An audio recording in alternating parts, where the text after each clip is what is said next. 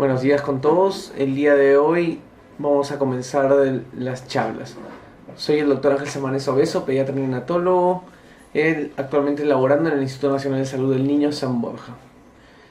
El día de hoy vamos a tocar lo que es el tema de enfermedades del aparato respiratorio del recién nacido. Es altamente frecuente esta patología, ya que tenemos una gran casuística de pacientes que tienen problemas desde la adaptación pulmonar hasta ciertas patologías en relación a la edad gestacional y otros factores de riesgo. El síndrome de dificultad respiratoria es un cuadro que se presenta en el recién nacido y que está básicamente caracterizado por ciertos signos que son compensatorios, signos por la misma dificultad respiratoria: taquipnia, cianosis, quejido, retracción subcostal, y cómo se comprometen en los diferentes grados según la oxigenación. Generalmente durante las primeras horas de vida, durante las primeras 6 horas, que es donde se produce el periodo de adaptación cardiorrespiratoria.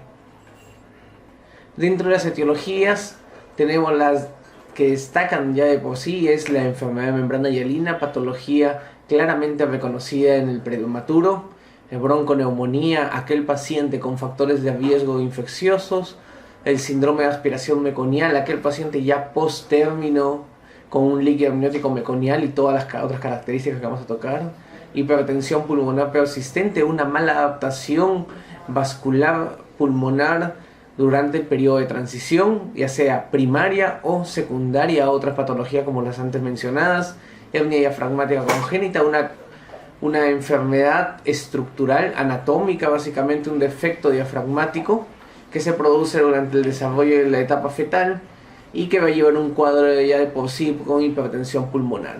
Y taquipnia transitoria recién nacido, aquel bebé a término, cercano al término, generalmente sin trabajo de parto y nacido por cesárea, problema en lo que es la reabsorción del líquido pulmonar fetal. Son muchas las poblaciones de riesgo, como ya hemos tocado según etiología, generalmente membrana hialina en los menores de 34 semanas, y así, como lo vinimos tocando en el slide previo. La dificultad respiratoria no solamente se va a basar en causas pulmonares, va a ser causas pulmonares, causas extrapulmonares. Los signos como tal de dificultad respiratoria son muy inespecíficos. Puede ser que tenga un bebé con un trastorno metabólico, hipoglicemia, que presente una signología muy similar a esta, paciente con hipotermia, etc. Paciente con una sepsis severa que también presenta un compromiso de la función respiratoria. Entonces, en las causas pulmonares tenemos alteraciones desde el parénquima, enfermedad de membrana hialina, déficit de proteína del surfactante, básicamente proteína B, taquipnia transitoria recién nacido, neumonía neonatal, síndrome de aspiración meconial, edema o hemorragia pulmonar, linfangiectasias pulmonares, esos defectos de los vasos linfáticos, alteración de la vía aérea desde una atresia o estenosis de coanas, membranas laringeas, broncomalacia, estenosis subglótica, todo lo que es vía aérea superior.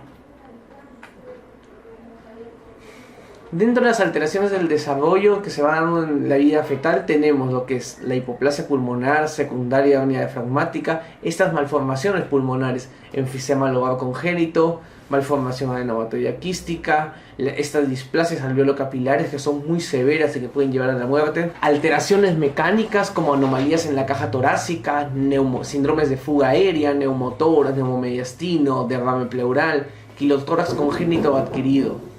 Acá es una parte: principal causa de derrame pleural en el neonato, quilotórax congénito. Dentro de las causas extrapulmonares tenemos patologías cardíacas, ya sea cardiopatías cianóticas, cardiopatías hipoflujo pulmonar, hiperflujo pulmonar secundarias a estas cardiopatías de izquierda a derecha, disminución del gasto cardíaco, miocarditis, llevadas ya de por sí estas patologías hacia un grado de insuficiencia cardíaca. Las metabólicas, desde hipoglicemia, hipotermia, acidosis, la tirotoxicosis, infecciones, compromiso del sistema nervioso central, drogas antenatales, drogas que hayan consumido la madre, hay un cuadro de dificultad respiratoria o abolición del estímulo respiratorio, hemorragia del sistema nervioso central, edema, infarto, infección. De entre causas sanguíneas tenemos hiperviscosidad, ya se cuadro que nos podría llevar a esto, policitemia neonatal, aquellos pacientes que tienen un hematocrito mayor de 65%, hipovolemia, anemia, metahemoglobinemia.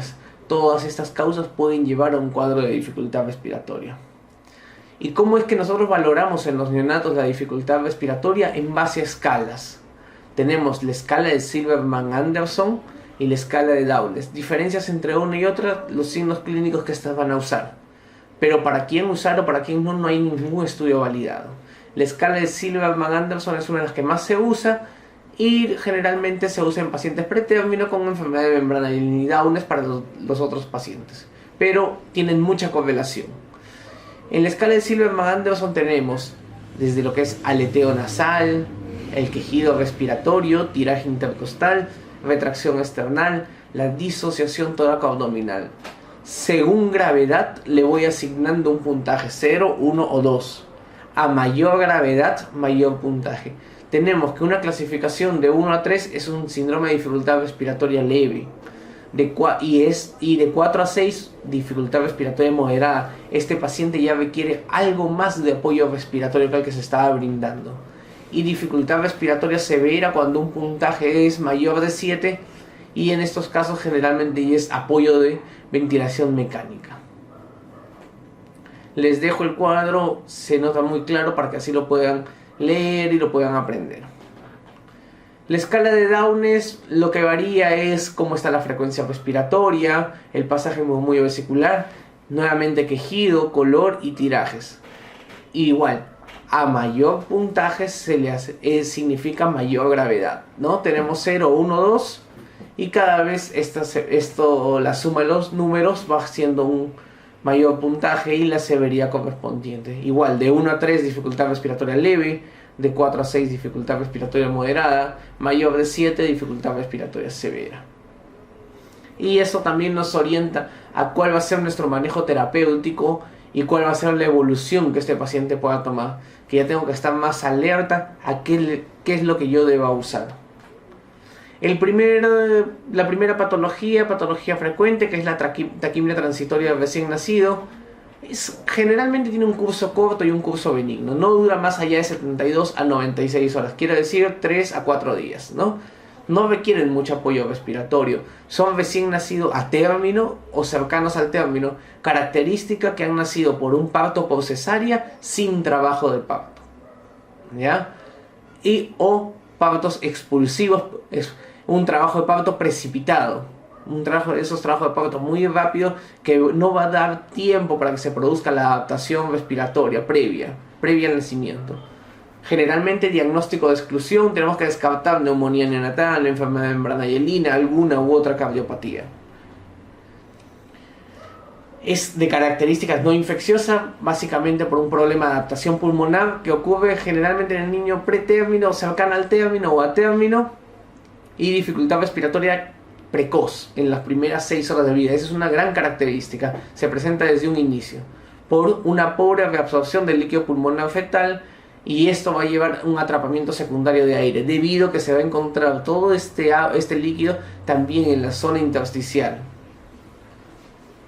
Dentro de la fisiopatología ya es bien conocido que 6 horas antes de que comience el trabajo de parto, se absorbe hasta el 45% del líquido pulmonar fetal, debido a que se secretan unas aminas simpáticas, las catecolaminas maternas, y estas van a actuar sobre el epitelio alveolar. Lo vamos a ver en un gráfico en la que hace que este epitelio cambie su configuración y se produzca una reabsorción de sodio. Y esos son los cambios funcionales que se dan en el canal epitelial de sodio, lo que conduce a la absorción de sodio y líquido pulmonar hacia el intersticio y posteriormente drenado por los vasos linfáticos llevado a la circulación pulmonar. El líquido que no se logró ser absorbido a través del canal de sodio se incrementa con las primeras ventilaciones.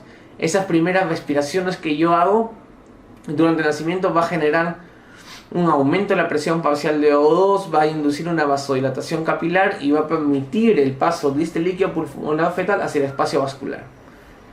Y esto requiere hasta 6 horas posteriores, ¿no? De 6 horas previas, un 45% antes de que comience el parto, y el resto en las 6 primeras horas de nacido. Acá tenemos, claro, tenemos el alvéolo dividido en dos. De la parte de acá hasta acá es una parte secretora. Es como esos canales epiteliales de sodio van a secretar cloro y que van a jalar agua hacia el intraalveolar, para que se forme el líquido pulmonar fetal en esta dirección. Y posteriormente, estas 6 horas antes de que suceda el parto, por la presencia de catecolaminas, estas van a actuar sobre los canales epiteliales de sodio. ¿Y qué es lo que va a hacer? Cambia la configuración de lo que antes introducía cloro hacia el intraalveolar. Ahora, al cambiar la configuración en estos canales epiteliales de sodio, sale el sodio desde dentro del alvéolo hacia el intersticio, tal como sigue esta flecha. Y el sodio no va a salir junto, va a salir con agua. Y al salir con agua, se va a reabsorber todo esto, va a salir hacia lo que es hacia el espacio intersticial, la absorción por líquidos, por lo que son los vasos linfáticos y llevados a circulación venosa pulmonar. Y eso es lo que se va a dar durante la fisiopatología de la taquimia transitoria recién nacido. ¿Qué es lo que sucede? En la taquimia transitoria no hay un trabajo de parto previo, no hay ese cambio secundario de las catecolaminas, no hay el cambio configuracional, sino ya se va a dar posteriormente por lo mismo las primeras ventilaciones del paciente. ¿Qué estudios diagnósticos vamos a requerir? Lo primero siempre es la clínica y los factores de riesgo. Segundo, vamos a ver la radiografía de tórax. Es un tórax hiperinsuflado que tiene de 8 a 9 espacios intercostales. Los diafragmas están horizontalizados. A veces se ve cardiomegalia y ese infiltrado intersticial del líquido pulmonar fetal va a ser una similitud al aumento de la vascularidad pulmonar, que se va a llamar un corazón peludo. Si yo quiero ver cómo está de manera bioquímica la función respiratoria, le tomo una gasometría. Y en casos muy severos puedo llegar a una acidosis respiratoria e hipoxemias leves. Acá tenemos una radiografía, vemos un tórax hiperinsuflado con 8 o 9 espacios intercostales. No se nota muy bien como en la placa de acá, este corazón algo velludo, el corazón velludo, corazón peludo, ¿no? Vemos ese aplanamiento diafragmático, esa herniación intercostal que se ve en esta zona. Y eso es una característica de taquimia transitoria recién nacido. El tratamiento, generalmente, esta es una patología de curso corto y muy benigno, requiere el apoyo respiratorio. Un apoyo respiratorio que generalmente no es mayor. Oxígeno suplementario, un FiO2 máximo del 40% y tiene una duración de 72 a 96 horas. Si el paciente se deteriora, tengo que incrementar lo que es la ayuda respiratoria. El caso de CPAP, que es presión positiva continua en la vía aérea, pero con parámetros muy bajos. Esos pacientes también se pueden complicar con una hipertensión pulmonar que puede llevar a escalar la terapéutica. La enfermedad de membrana hialina, otra patología frecuente en lo que es el pretérmino. A menor edad gestacional, mayor probabilidad de enfermedad de membrana hialina. Enfermedad de membrana hialina, diagnóstico anatomopatológico por sus características que presenta a nivel del alvéolo, o conocido como síndrome de dificultad respiratoria prematuro, síndrome de dificultad respiratoria tipo 1. Es originado por una insuficiente cantidad de surfactante pulmonar, ya sea porque hay un déficit en la producción o porque hay una inactivación. A menor edad gestacional, mayor incidencia de membrana hialina. Ejemplo claro, menores de 34 semanas de edad gestacional, hay una probabilidad que desde un 40% presente este cuadro. En los menores de 29 semanas, un 60% van a presentar esa patología. Y acá vemos un gráfico. Como es a menor edad gestacional, mayor probabilidad. Se va acercando al término y hay una menor probabilidad de padecer una enfermedad de membrana hialina. La fisiopatología básicamente es el déficit de surfactante, absoluto o relativo. Y esto va a llevar a que se produzca un colapso alveolar. ¿Por qué se produce el colapso alveolar? Porque el surfactante pulmonar lo que hace es disminuir la tensión superficial en el alvéolo. Si no tengo surfactante, el alvéolo se colapsa y va a llevar a atelectasias progresivas. Si yo tengo atelectasias en una buena cantidad de los pulmones, no voy a conseguir un adecuado intercambio gaseoso. Voy a presentar hipoxemia progresiva, si esto se sigue deteriorando, una acidosis respiratoria. Y si se sigue deteriorando por un compromiso del metabolismo aeróbico, paso a un metabolismo anaeróbico y aumenta la probabilidad de acidosis metabólica. Se va a presentar edema pulmonar por toda la respuesta inflamatoria, el colapso masivo de ambos pulmones, insuficiencia ventilatoria e hipercapnia. Si yo tengo colapso alveolar, tengo claro que mi capacidad residual funcional va a disminuir, mi distensibilidad pulmonar va a disminuir. Entonces tengo una característica que el déficit de surfactante hace que se incremente la tensión superficial, hace que disminuya la capacidad residual funcional, presenta atelectasias, altera la ventilación, perfusión, hipoxemia. Si yo tengo hipoxemia, afecta ese metabolismo aeróbico, se lleva a un metabolismo anaerobio, acidosis metabólica, y eso aumenta la vasoconstricción pulmonar. O sea, incrementa la hipertensión pulmonar. Si aumenta la tensión superficial, esta respuesta inflamatoria va a llegar a un edema pulmonar, y todo esto a una membrana hialina, por un aumento de la permeabilidad vascular. Si tengo colapsado ciertas partes del pulmón o varias partes con atelectasias progresivas, va a disminuir la compliance, la distensibilidad. ¿Qué es la distensibilidad pulmonar? Es el cambio de volumen que se da a nivel pulmonar por cada cambio de presión. Va a llevar a una fatiga muscular, polipnia y una respiración superficial. Tenemos factores de riesgo y factores que reducen el riesgo. Factores de riesgo: paciente hijo de madre con diabetes mellitus tiene un riesgo incrementado de enfermedad de membrana hialina, no solamente en el prematuro muy extremo, sino prematuro tardío y en el término. Embarazos múltiples, partos por cesárea, asfixia, estrés por frío, sexo masculino, la eritroblastosis fetal, hemorragia materna y edad gestacional menor de 32 semanas. ¿Qué cosa me reduce el riesgo? O factor protector: que la mamá sea fumadora, hipertensión arterial, ruptura prematura de membranas, si administramos estos corticoides antenatales, si es una restricción de crecimiento intraútero, parto vaginal y si tiene mayor edad gestacional. Antes de definir el tratamiento de la membrana hialina, tenemos que ver cómo puedo hacer yo para evitar la enfermedad de membrana hialina. Y estas medidas de prevención van a estar dirigidas a prevenir el parto prematuro. Lo ideal es que no se produzca, usando tocolíticos, usando antibióticos, uso de corticoides prenatales. No lo va a prevenir, pero va a disminuir los riesgos. Hay clara evidencia de que el corticoide prenatal va a reducir el síndrome de dificultad respiratoria con un odds ratio menor de 1, de 0.35. ¿Y dónde se observan los mayores beneficios?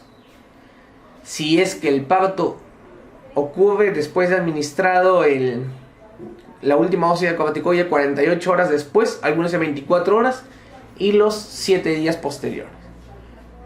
Es el intervalo que ustedes deben conocer.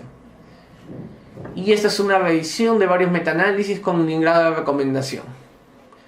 Toda embarazada en riesgo de parto prematuro entre las 24 y 34 semanas de edad gestacional deben recibir corticoides antenatales en ausencia de coriamnionitis. Tiene un nivel de evidencia 1A. ¿Por qué entre 24 y 34? De 34 a 36 lo vamos a ver en los slides siguientes, pero la de menor edad gestacional, o sea 24 semanas, se pone de acuerdo a la viabilidad que tienen en cada lugar de origen. 24 es tomado como manera internacional. La dosis única de corticoides antenatales consiste en 12 miligramos intramuscular de betametasona cada 24 horas por 2 dosis, o 4 dosis de dexametasona 6 miligramos cada 12 horas por este número de dosis. El uso de dosis repetidas de corticoides en aquellas embarazadas que no han tenido aún el parto después de 7 días no ha demostrado beneficios sobre la dosis única. Para el diagnóstico, ¿qué es lo que vamos a tener? Vamos a presentar dificultad respiratoria progresiva de aparición precoz, generalmente en las 6 primeras horas, un murmullo vesicular muy disminuido, a menor edad gestacional, mayor gravedad, Y si tengo mayor gravedad, va a haber una atelectasia atelectasias progresivas, va a haber atelectasias severísimas, en la que va a hacer que el murmullo vesicular no se ausculte bien, que se encuentre muy disminuido. Otra característica, el diámetro antero-posterior del tórax está disminuido y tiene una respiración paradojal, mucho desbalance tórax-abdominal. Y el diagnóstico básicamente se basa en la clínica del síndrome de distrés respiratorio, que destaca quejido, el quejido, que es un mecanismo compensatorio. El bebé, en afán de mantener un adecuado volumen pulmonar, cierra la glotis durante la expiración, y ese cierre de glotis para mantener la capacidad vesical funcional va a representar lo que es el quejido. La radiografía de tórax, que va desde una discreta opacidad hasta un aspecto retículo nodular uniforme, y la llamada imagen en vidrio esmerilado, con broncograma aéreo, disminución de volumen pulmonar y falla respiratoria diagnosticada con gases arteriales. Acá vemos cómo el volumen pulmonar se encuentra disminuido, un colapso masivo de ambos pulmones, cómo es que se ve el broncograma aéreo, y ya se encuentra en ventilación mecánica. Esta imagen, por ejemplo, que fue a la media hora, y 3 horas posteriores, como mejora en algo posterior a la administración de surfactante pulmonar. Tenemos pruebas de maduración fetal que se le hacen durante el antenatal, como es el cálculo de lecitina-esfingomielina. A medida que aumenta esta relación lecitina-esfingomielina mayor de 2, la tasa de probabilidad de enfermedad membrana hialina es menor. Dentro del surfactante pulmonar es un compuesto hecho por varios fosfolípidos. A la cabeza está la dipalmitoil-fosfatidilcolina, ¿no? Fosfatidilglicerol también lo tenemos, pero la dipalmitoil-fosfatidilcolina es la principal, es la que reduce la tensión superficial alveolar. Pero determinando el 7% de este fosfatidilglicerol, me va a hacer la sospecha de que hay una maduración pulmonar fetal. El manejo general ante toda sospecha es igual en una unidad de cuidados intensivos: dar un apoyo respiratorio adecuado, manejar un ambiente térmico neutral, valorar el grado de oxigenoterapia que requiere este paciente, mantener una saturación entre 91 y 95%. Antes, ¿qué es lo que se decía? Hay un estudio SUPPORT, el SUPPORT 2 y el BOST, en la que define cuál es la saturación ideal. Hicieron una población con saturación de 88 a 92% objetivo y otra de 91 a 95%. En la de 88 a 92% se demostró que había mayor mortalidad, pero que había menor incidencia de retinopatía del prematuro. En la de saturación, si yo mantengo una saturación objetivo de 91 a 95%, el estudio demostró que disminuye el grado de mortalidad, pero lo que sí me aumenta las otras patologías, retinopatía del prematuro. Pero viendo por el grado de mortalidad, se prefiere el uso de saturación de 91 a 95%. Mantener un equilibrio hemodinámico. Todo paciente es muy difícil diferenciar membrana hialina de bronconeumonía. Y si hablamos de qué neumonía, el diagnóstico diferencial: neumonía por estreptococo del grupo B o neumonía estreptocócica. Por eso que la gran mayoría de pacientes también usan antibióticos. Dentro del tratamiento, tengo que darle lo que el bebé necesita. ¿Qué cosa necesita? Surfactante pulmonar, debido a que tengo que disminuir esta tensión superficial. Entonces le voy a dar surfactante exógeno, ya sea porcino o bovino, surfactante natural o sintético. Tenemos dos modalidades para dar surfactante: el profiláctico y el terapéutico o de rescate. Una característica del profiláctico es que yo veo por factores de riesgo quién tiene más probabilidad de desarrollar enfermedad de membrana hialina: los menores de 30 semanas. Entonces le doy profiláctico en los primeros 15 a 30 minutos en sala de partos. Y la terapéutica de rescate se espera a ver cómo evoluciona. Se hace un síndrome de dificultad respiratoria moderada a severo y le coloco el surfactante si lo necesita en las primeras 2 horas y tardío si es entre las 2 a 6 horas. A mayor demora, menor tasa de éxito. Y ahí está la dosis. Pero no solamente voy a requerir surfactante pulmonar, sino voy a requerir cierta presión para aperturar estos alvéolos. Entonces voy a usar el CPAP, que es presión positiva continua en la vía aérea. Uso precoz desde sala de partos o sala de operaciones ha aumentado la eficacia y en algunos casos disminuye los requerimientos de surfactante pulmonar. Y hay una técnica que se llama INSURE, que es intubar al paciente, o sea, tener una vía aérea artificial, colocar el surfactante. Una vez colocado el surfactante, extubo al paciente y lo conecto a presión positiva continua en la vía aérea. Y eso me demostró una tasa de éxito. Ventilación mecánica, si es que hay una alteración grave de la ventilación, necesita mucho surfactante, fracasa en el CPAP o quiero como estrategias de ventilación pulmonar, de protección pulmonar. Tenemos manejo de patologías asociadas. En las agudas, por la alta presión que yo le doy como apoyo respiratorio, puede producirse una ruptura alveolar, infecciones, ya que estoy teniendo vías artificiales, persistencia del ductus arterioso, hemorragia intraventricular, hipertensión pulmonar persistente, o me voy a patologías asociadas crónicas como displasia broncopulmonar y retinopatía del prematuro. Cuadros muy frecuentes de la vida diaria que todos lo conocemos, los que estamos involucrados en este grupo etario que son los neonatos. Otro cuadro característico de dificultad respiratoria y más aún y como es clave en el periodo neonatal, el síndrome de aspiración meconial.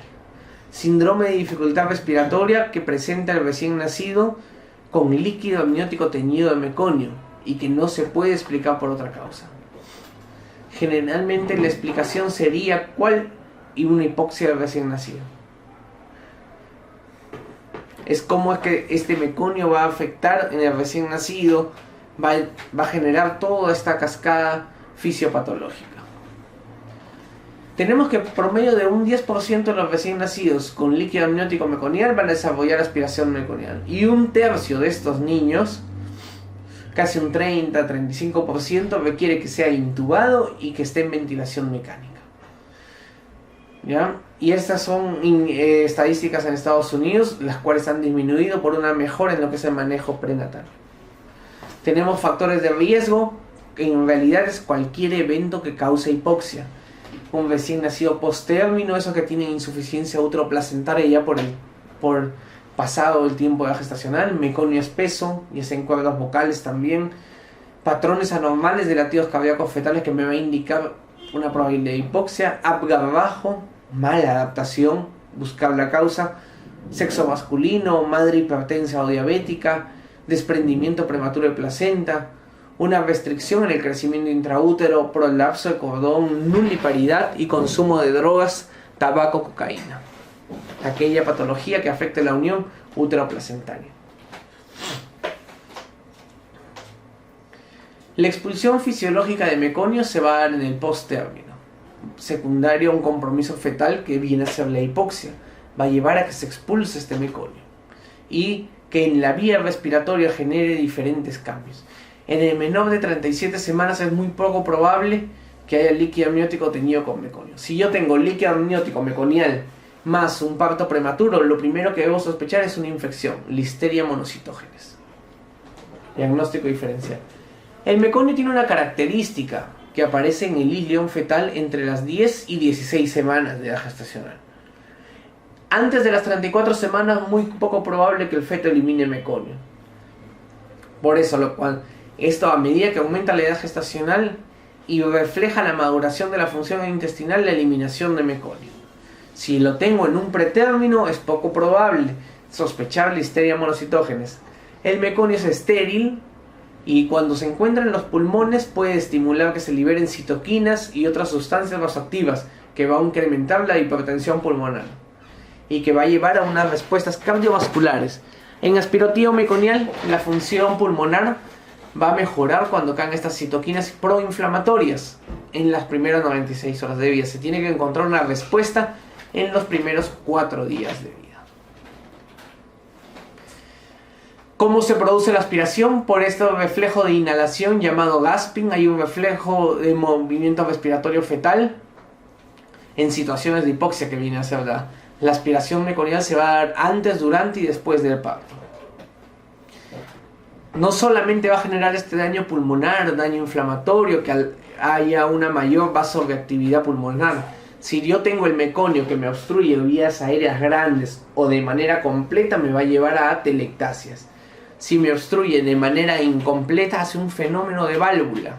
Y este fenómeno de válvula evita que haya una expiración adecuada. Entonces se van a ver zonas de colapso, zonas, disculpen, de sobredistensión, hiperinsuflación. Puede haber un grado de sepsis debido a que el meconio contiene glucopolisacáridos. Y esto inhibe la fagocitosis, mayor predisposición a infección por E. coli. Si yo tengo meconio en la zona alveolar, va a inactivar ciertas proteínas, va a disminuir la síntesis de surfactante y también se va a presentar de la misma manera que una inactivación de surfactante. Es daño en la fase subaguda y tardía en las 24 horas. ¿En quiénes tengo que considerar el síndrome de aspiración meconial? En aquellos niños con líquido amniótico o recién nacido teñido con meconio, que tenga dificultad respiratoria al nacimiento o cercana a él, una radiografía con diferentes características. Si hay obstrucción de la vía aérea completa, zonas de atelectasia. Si hay obstrucción incompleta, fenómeno de válvula, va a haber sobredistensión, áreas de hiperinsuflación. Todos estos cambios van a resolver entre el 7º a 10º día. Y presencia de meconio en tráquea. Tenemos todos los antecedentes: nacimiento posttérmino, a término, meconio en líquido amniótico, asfixia perinatal, cesárea con líquido amniótico teñido meconio, control prenatal insuficiente, meconio en tráquea en intubados, sexo masculino. La clínica va a haber presentado dificultad respiratoria de inicio precoz, taquipnia, cianosis, tiraje, aleteo nasal, quejido, dificultad respiratoria inmediatamente después del parto, y esta incrementar más si se asocia a fuga aérea. Los hallazgos radiográficos en estos infantes incluyen los infiltrados difusos, infiltrados en parches, como se les llama, ¿no? Imágenes de consolidación, imágenes de atelectasia, fuga aérea, escapes aéreos, hipovascularidad por el grado de hipertensión pulmonar, y puede haber en ocasiones ser aparentemente limpio con apariencia virtualmente normal. Tenemos clasificaciones. Esta clasificación hecha en el año 2004, una clasificación leve cuando tengo gases normales, el bebé solamente está taquipneico y el requerimiento de oxígeno es menos de 48 horas con una FiO2 menos de 40%. Moderado, gasometría normal, el paciente está con taquipnia, requiere por más de 48 horas FiO2 mayor de 40%, y severo es el grado de cuando está con hipertensión pulmonar y está en ventilación mecánica. El manejo muy similar a todo el manejo en unidad de cuidados intensivos. Básicamente es una adecuada oxigenación, una adecuada hemodinámica, presión de perfusión, corrección de trastornos metabólicos, uso de antibióticos empíricos. Ya habíamos hablado de cómo el meconio es estéril, pero al contener glucosaminoglicanos hace que se inhiba la fagocitosis y predisponga a la infección por E. coli. Ambiente térmico neutral, mínima manipulación, ¿no?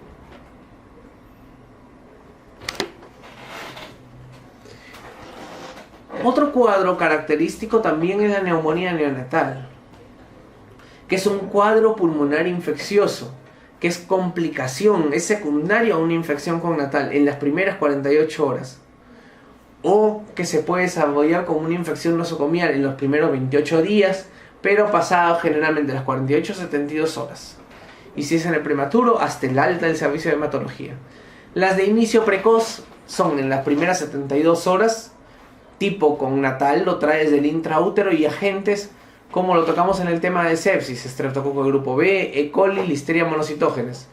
Y hay en otro lugar y un poco más alejado, hemófilos influenza no tipificado, enterococo, ureaplasma, etc. El estreptococo del grupo B me va a dar una neumonía post-estreptocócica, y la que generalmente es diagnóstico diferencial de la membrana hialina.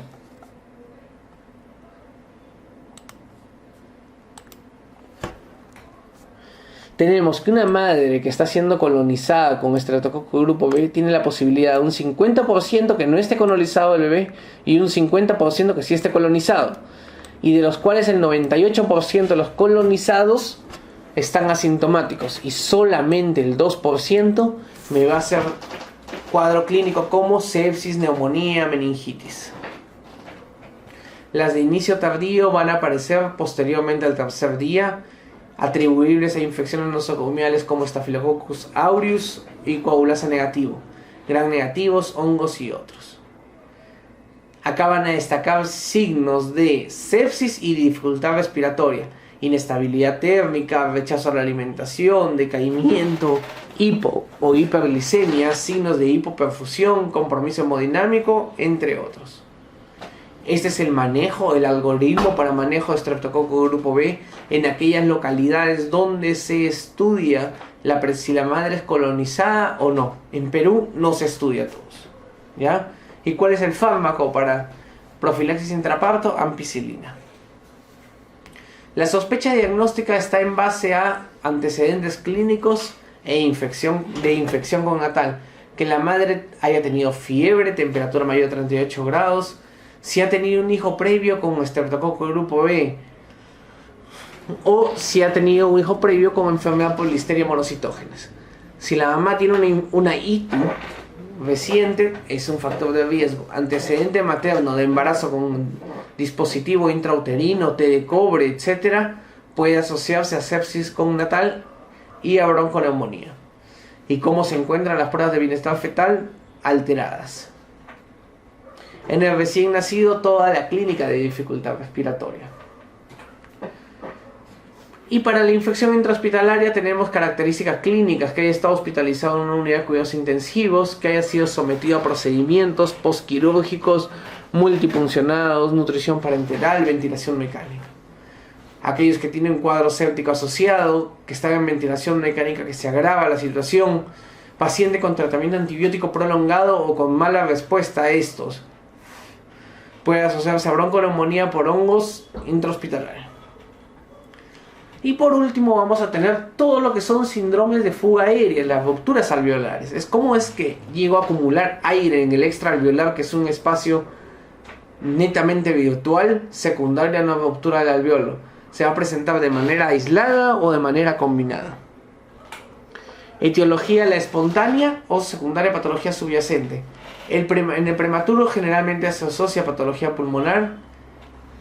Asfixia perinatal y aspiración de meconio se asocia a maniobras de reanimación cardiopulmonar, insistiendo que yo doy ventilación a presión positiva, aumento la presión, que es algo antifisiológico, incremento la presión intraalveolar, ruptura alveolar y fuga aérea. Ventilación mecánica, CPAP o secundaria procedimientos, colocación de catéteres venosos centrales, etc. ¿Qué es lo que sucede? Aumenta la presión intraalveolar y esto va a hacer que se produzca el síndrome de fuga aérea. ¿Qué tipos tenemos? Enfermedad intersticial pulmonar, se acumula aire en el intersticio pulmonar. Neumomediastino, se acumula aire en el mediastino anterior. Neumotórax, acumulación de aire en el espacio pleural. Enfisema subcutáneo, acumulación de aire en el tejido celular subcutáneo. Y neumoperitoneo, en cavidad peritoneal. Tenemos imágenes radiolúcidas, que son en ambos parénquimas, secundario a una enfisema pulmonar intersticial. Tenemos un neumotórax, aire en la cavidad pleural, y neumomediastino. ¿Cómo se delimita esta zona?